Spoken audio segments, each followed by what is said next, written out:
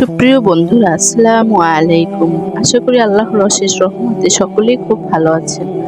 আজকে আমি আপনাদের শোনাবো হযরত ইদ্রিস আলাইহিস সালামের মান্নত আদায় করার তরিকা সম্পর্কে। আল্লাহ পাক হযরত ইদ্রিস আলাইহিস সালামকে আসমানের কক্ষপথ এবং এদের গঠন প্রণালী আর তারকারাজির একত্রিত পৃথক হওয়ার এবং একে অপরকে আকর্ষণ ও বিকর্ষণ করার রহস্য সম্পর্কে জ্ঞান দান করেছিলেন। হযরত ইদ্রিস আলাইহিস সালাম এই জ্ঞানের দ্বারা মান্নত ও কুরবানি আদায় করার কার্য পরিচালনা ও নিয়ন্ত্রণ করতেন। আল্লাহ পাকের যে সকল বস্তু তাদের কাছে অধিক গুরুত্ব বহন করত তা হলো সুগন্ধি দ্রব্যের ধোয়া দেয়া আর কুরবানির জন্তু। তা ব্যতীত ফল ফুল যা মৌসুমের শুরুতে গাছ হতে প্রথম ছড়ায়ে আনত তা মান্নত করা অপরিহার্য ছিল।